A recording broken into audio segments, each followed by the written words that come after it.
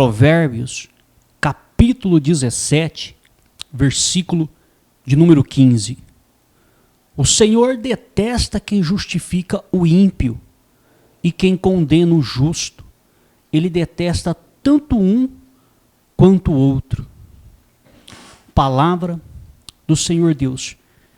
Olha o que a palavra do Senhor Deus diz em Provérbios, capítulo 17, versículo 15.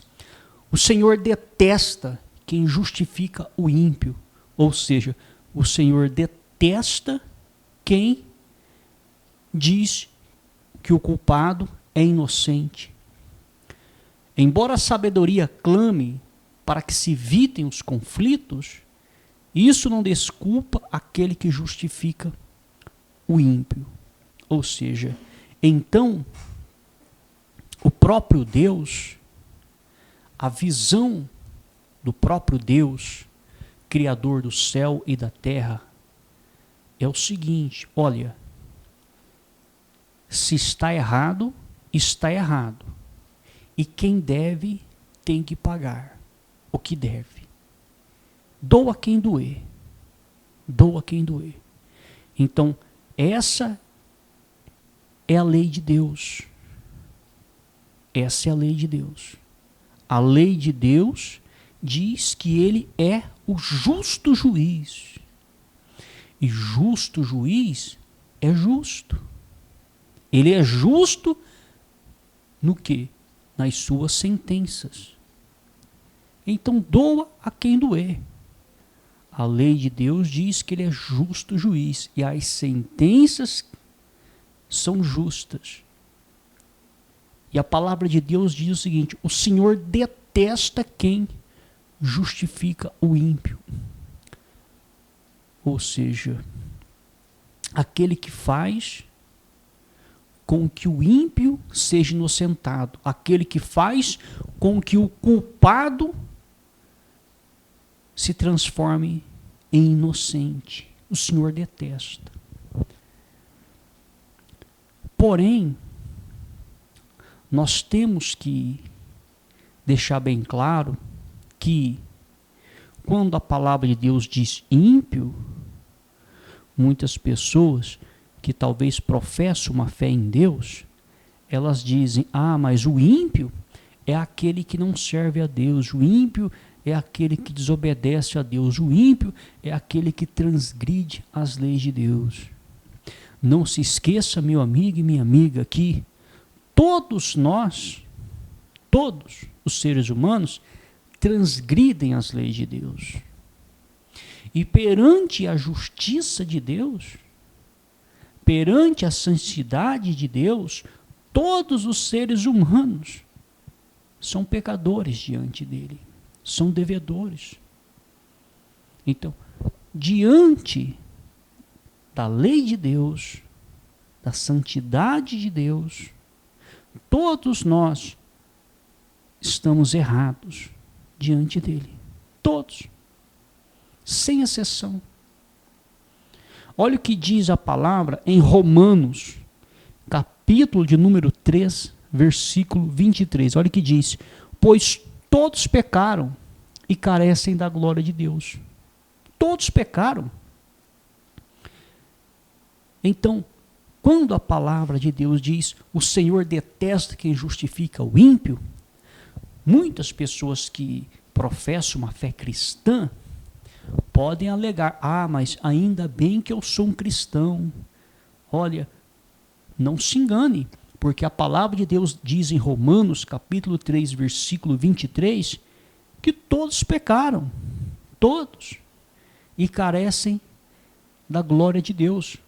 Todos os seres humanos pecaram, estão muito longe do que Deus exige. Se nós pegarmos o mandamento que Jesus nos deixou, o que Jesus disse: um novo mandamento eu lhes dou, amar a Deus acima de todas as coisas, amar o próximo como a ti mesmo. 2 pequenos mandamentos. Parece simples, mas quando se pega esses 2 mandamentos e começa a destrinchar o que significa, amar a Deus acima de todas as coisas, com toda a sua força, com toda a sua mente, com todo o seu coração. Quando se destrincha, nós vamos ver que ninguém consegue cumprir. Ninguém consegue. Desses 2 mandamentos, Jesus disse que depende de todas as leis e os profetas. Porém, não existe um ser humano que consegue amar a Deus acima de todas as coisas, como Ele exige ser amado. Não existe. Na face do planeta Terra não existe. Nunca existiu. E por esse motivo, está muito longe dos seres humanos ser como Deus exige que seja. O padrão que teria que ser para agradar a Deus está muito longe. Somente um que pisou sobre a terra atingiu esse padrão que agradou a Deus. Não foi nenhum profeta, não foi nenhum apóstolo. Foi somente Jesus Cristo que atingiu esse padrão aqui na terra. Ninguém atingiu. Maria não atingiu, José não atingiu, nenhum profeta atingiu, nenhum apóstolo atingiu. Se você pegar os profetas de Deus, mesmo os maiores profetas que se destacaram, você vai ver que uma hora ou outra eles escorregaram. Se você pegar os apóstolos, mesmo os apóstolos que mais se destacaram, uma hora ou outra escorregaram. Se você pegar os maiores homens de Deus da história, você vai ver que uma hora ou outra cometeram erros, falhas, pecados. O homem segundo o coração de Deus caiu em adultério. Abraão, Deus disse que era para ter um filho com Sara, ele foi ter com Agar. E ficou 13 anos sem ouvir a voz de Deus. Jacó, cujo qual a promessa está sobre ele, ele rouba o seu irmão Esaú, engana o seu irmão Esaú para tentar adquirir a bênção. Não era necessário ter feito nada daquilo, porque a bênção já estava sobre ele, Deus já havia escolhido ele e desprezado Esaú.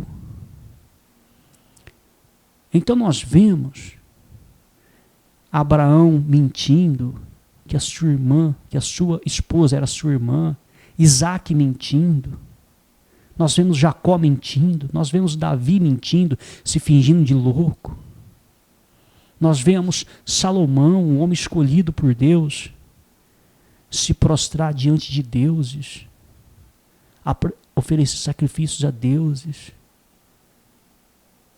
Nós vemos, meu amigo e minha amiga, os maiores homens de Deus que em certas ocasiões escorregaram, tiveram seus momentos de fraqueza e não foram perfeitos como Deus exige que seja. Nenhum ser humano até hoje conseguiu. Somente Jesus Cristo conseguiu viver aqui nessa terra da maneira com que Deus exige. Então, o exemplo a ser seguido não é o A, o B ou o C. Nós temos o exemplo a ser seguido. O exemplo é Jesus Cristo. Nós temos que o quê? Copiá-lo. Porque ele foi o único que conseguiu. Ele foi o único que conseguiu cumprir toda a lei de Deus. Ele foi o único que conseguiu viver nessa terra sem violar um mandamento sequer. Ele cumpriu a lei e os profetas. Somente Jesus conseguiu. Então o que nós temos que entender, quando a palavra de Deus diz, o Senhor detesta quem justifica o ímpio, muitos que professam uma fé cristã dizem, ainda bem que eu não sou ímpio. É aí que você se engana. Porque o livro de Romanos, capítulo 3, versículo 23, diz que todos nós pecamos, já nascemos em pecado. Já nascemos em pecado. E por mais que nos esforcemos, nós não vivemos de acordo com os padrões de Deus, que Deus exige que vivemos. Não vivemos. Se você pode pegar os maiores homens da história, os maiores, que mais se destacaram com Deus, não viveu de acordo com os padrões de Deus. Os padrões que Deus exige. Não viveu. Somente Jesus Cristo viveu de acordo com os padrões que Deus exige. Somente Jesus Cristo. Por isso que ele era santo. Porque ele viveu aqui nessa terra de acordo com os padrões que Deus exige que se viva. Os demais, todos, sem exceção, violaram as leis de Deus. Violaram. E as leis de Deus são quebradas, são violadas 24 horas. É através de um pensamento, é através de um sentimento, é através de um desejo, é através de palavras, atos, ações, atitudes. As leis de Deus são violadas 24 horas por dia. É por isso que, no grosso da coisa, todo ser humano é ímpio. Não há um justo sequer de acordo com a palavra de Deus. É por isso que ninguém se salva pelas suas obras, porque por mais que você ache que as obras que fazemos são boas, diante de Deus são trapos de imundícias. Não serve para nada. Não serve para nada, porque as maiores obras dos seres humanos aqui nessa terra, diante de Deus, são trapos de imundícias. Então, nós temos um grande problema, porque Deus diz que ele detesta quem justifica o ímpio. Ele mesmo diz, olha, eu detesto aquele que justifica o ímpio, aquele que diz que o ímpio está perdoado, aquele que diz que o pecador está livre do seu pecado. Eu detesto. E nós sabemos que nós somos pecadores e que nós somos ímpios. E a palavra de Deus diz em Provérbios que ele detesta quem perdoa, quem justifica o ímpio. Salmos, capítulo 7, versículo de número 11, diz assim: Deus é justo juiz, Deus que sente indignação todos os dias. Diz a palavra que Deus é justo juiz. Se Deus é justo juiz e detesta quem justifica o ímpio, como que ele pode perdoar pecadores? Pois a palavra afirma que todos pecaram e o salário do pecado é a morte. Ou seja, se ele é justo juiz e ele detesta coisa errada, ele diz que detesta quem justifica o ímpio, quem perdoa o devedor, ele detesta. Se deve, tem que pagar pelo que deve. E nós devemos. E todo ser humano deve. Todo ser humano está fora. Nenhum ser humano consegue andar de acordo com a sua lei, com seus ensinamentos. Por mais que Jesus simplificou em 2, não diga que você consegue, porque ninguém consegue. Todo ser humano viola os mandamentos de Deus. É o que a palavra de Deus diz. Se houvesse um justo sobre a face do planeta Terra, a palavra de Deus não diria que todos pecaram, diria a maioria pecou, todo pecou, mas a palavra diz no plural: todos pecaram e destituídos estão da glória de Deus e carecem da misericórdia de Deus. Todos, no plural. Então, se existe alguém que diz que não tem pecado, a própria palavra diz que já é um pecador porque está mentindo. Todo ser humano tem pecado, é um pecador, comete erros e comete falhas aqui nessa terra. Todos, sem exceção. E aquele que diz que não tem pecado está pecando porque está mentindo, é mentira do diabo.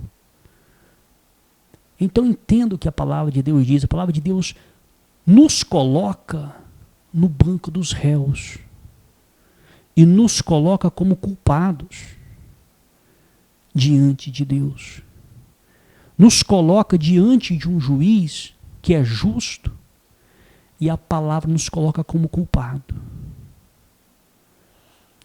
Imagina uma situação para que nós possamos compreender.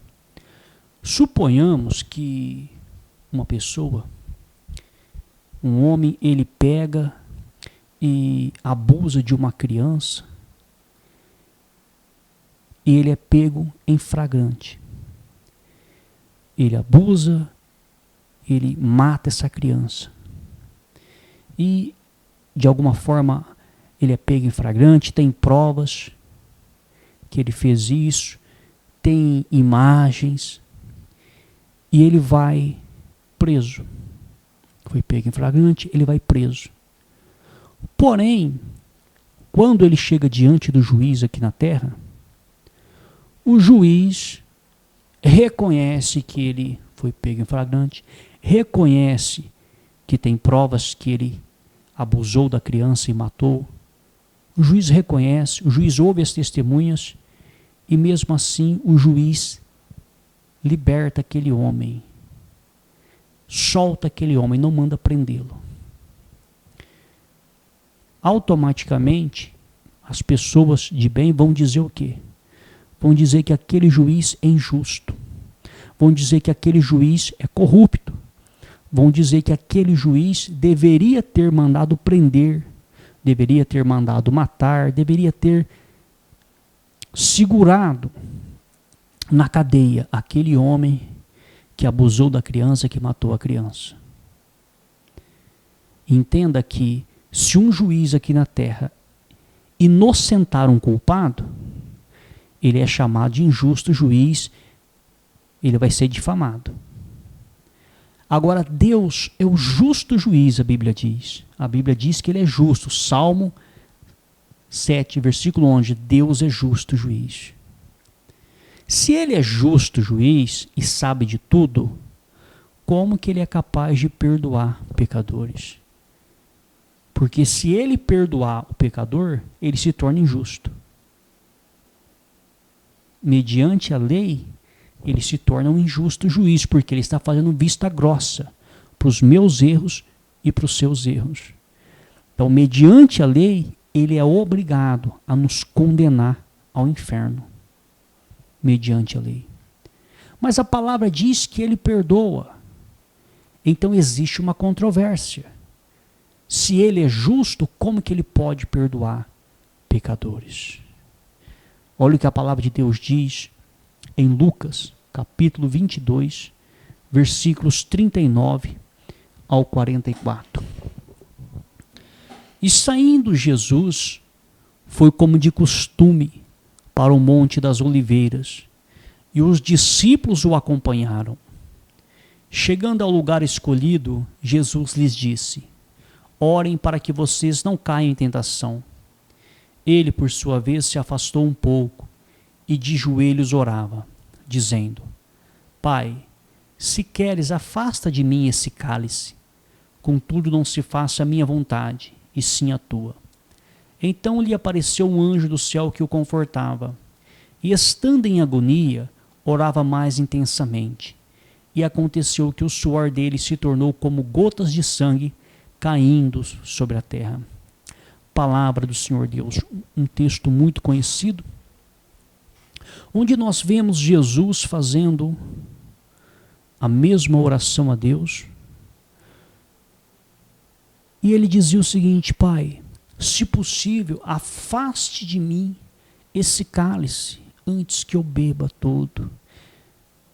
Se possível, não deixe que eu passe por isso, meu Pai, mas seja feita a sua vontade, não a minha. Não era a morte de cruz que estava afligindo Jesus. Aparentemente, quando lemos esse texto, nós podemos acreditar o seguinte: Jesus estava sendo afligido por quê? Porque ele sabia que ele seria crucificado, iria ser preso, esbofeteado, iria sofrer humilhação, iria ser pregado vivo no madeiro, iria sentir dor. Como ele sabia do futuro e sabia que isso ia acontecer, ele ficou afligido, então ele não queria passar por isso. À primeira vista, quando lemos o texto, entendemos isso. Mas, quando se vai mais a fundo nos estudos, o que nós entendemos, preste atenção, ao longo da história, muitos cristãos morreram crucificados, dando glória a Deus. Nós vemos Pedro, a história diz que Pedro, quando foi ser crucificado, ele disse o seguinte: olha, me crucifique de cabeça para baixo, porque eu não sou digno de ser crucificado de pé como é meu mestre. Pedro não correu da cruz, Pedro não orou para que Deus livrasse ele da cruz, Pedro não deu soco em ninguém, não deu murro em ninguém, não chutou ninguém, foi calado. Quando Paulo foi ser degolado, Paulo não orou para impedir que fosse degolado, ele não relutou, ele foi como um cordeiro mudo para ser degolado. Inúmeros outros homens e mulheres cristãos foram crucificados, foram queimados vivos, foram jogados em arenas. A história diz que muitos cristãos foram lançados no Coliseu, nas arenas, para serem comidos pelos leões. E diz a história que muitos cristãos, eles iam de encontro com os leões, para que os leões os mordessem e os comessem vivos. Então, não é estranho o fundador do cristianismo, o homem santo, chorar, tremer de medo de ser crucificado. E os seus seguidores, que são pecadores, foram crucificados dando risada, dando glória a Deus. Não é estranho? O que afligiu Jesus, o que afligia ele naquela noite, não era a questão que ele sabia que seria crucificado, não era o sofrimento físico que ele iria passar e que ele passou. O que estava incomodando ele era saber que ele seria separado de Deus, que ele iria ficar sem o Espírito de Deus. Porque desde o início Jesus sempre existiu. Porque a palavra diz que no princípio era o Verbo, e o Verbo estava com Deus, e o Verbo era Deus, e o Verbo se fez carne e habitou entre nós.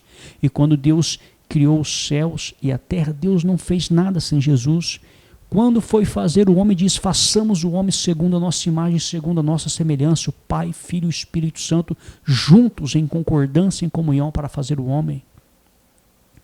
Jesus sempre teve aliança com o Pai e o Espírito Santo, sempre estiveram juntos.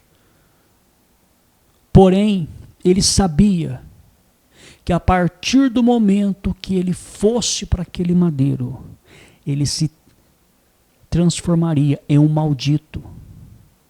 Ele se transformaria em um pecador. Ou seja, ele pegaria o pecado de muitos e levaria sobre ele. E estando em pecado, em maldição, o Espírito de Deus sairia dele e ficaria sem o Espírito de Deus. O que estava incomodando ele e o que incomodou ele não era o fato de ser crucificado. Ele não estava com medo de ser crucificado, até porque muitos cristãos foram crucificados dando risada, cantando, louvando, dando glória a Deus, foram queimados dando glória a Deus. Há inúmeros relatos de homens de Deus que foram queimados em fogueira, louvando a Deus, dando glória a Deus, não tinham medo. Você acha que pessoas comuns foram crucificados dando glória a Deus, louvando a Deus, foram queimados dando glória a Deus, foram jogados na arena do Coliseu para serem comidos por leões dando glória a Deus, e o fundador do cristianismo, o próprio Deus, teria medo de ser crucificado? Não era medo de ser crucificado. O que incomodava ele era saber que ele ficaria por um tempo sem ter aliança com o Pai. E a palavra de Deus é clara. Isso aconteceu. Por um instante ele perdeu a comunhão com Deus. Ele próprio sente quando o Espírito sai dele.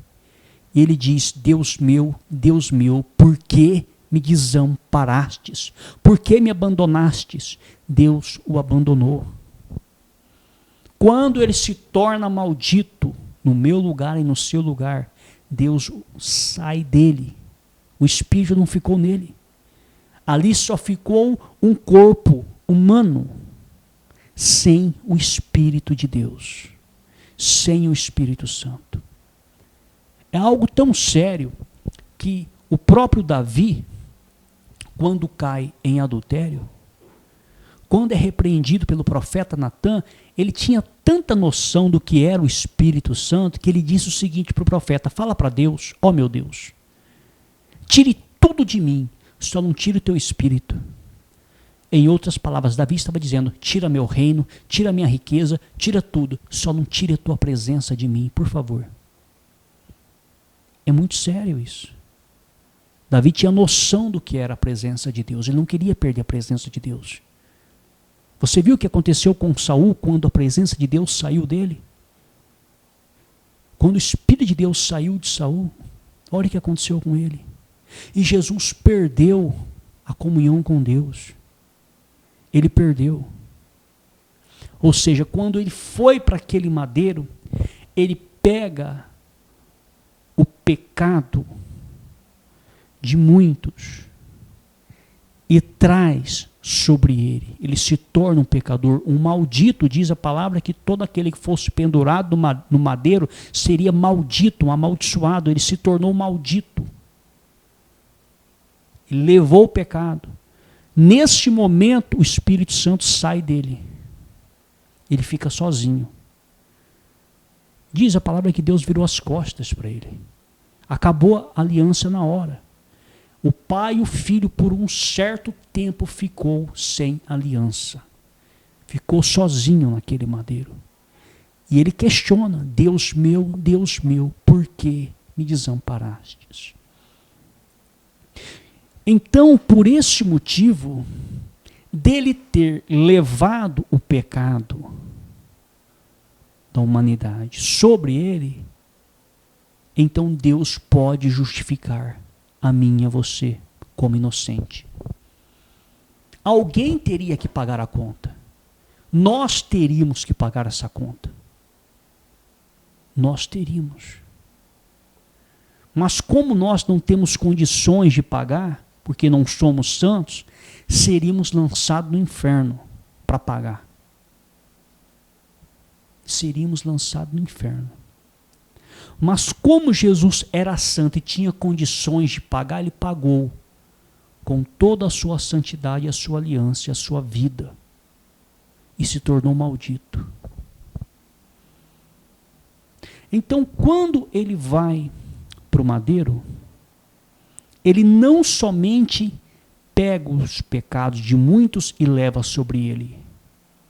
Porque se ele só tivesse feito isso, ele livraria o homem e a mulher que crê nele do inferno. Porém, não teria acesso ao céu. Porque mesmo assim, ele pagou a dívida, ele tira o nosso pecado, paga a nossa dívida para não irmos para o inferno. Mas nós não temos acesso ao céu ainda, porque não somos santos, continuamos como seres humanos. O que houve foi uma inversão. Ele pega o que nós temos de ruim, os pecados, para ele, e pega toda a santidade dele e devolve. Olha a troca que ele fez. E através da santidade dele, se crermos nele, temos acesso ao céu. Além de livrar do inferno, manda para o céu. Isso sem o ser humano merecer. Sem nenhum ser humano merecer, porque não é por merecimento. E sendo assim, Deus não se torna um injusto juiz, porque ele pode dizer: como que eu sou injusto? Eu cobrei a dívida. A dívida era X e o meu filho pagou toda ela. Então Deus não é injusto. Entenda. Diz a palavra que ele é o justo juiz. e que o salário do pecado é a morte. Errou, tem que pagar pelo erro, vai morrer. Nós não pagamos, quem pagou foi Jesus, morreu pelos nossos pecados, porque o salário do pecado é a morte. E Deus continua como justo juiz. Ele cobrou a dívida. A dívida foi paga. Porque a palavra de Deus não pode entrar em controvérsia. Ele diz que ele é o justo juiz e que ele cobra mesmo, e ele cobrou tudo no seu filho, e o seu filho pagou. É mais ou menos assim. Imagina que nós temos uma dívida aqui na terra imensa diante de um ser humano e não temos condições para pagar. Uma pessoa chega e paga a nossa dívida porque nós não temos condições. Foi isso que aconteceu. Nós não temos condições nenhuma de pagar essa dívida. O merecimento era inferno, mas Jesus fez o quê? Deu a vida, pagou o preço, para que não fôssemos para o inferno e ainda fôssemos para o céu, para aquele que crê nele e que o aceita como Senhor e Salvador. Esta é a palavra do Senhor Deus.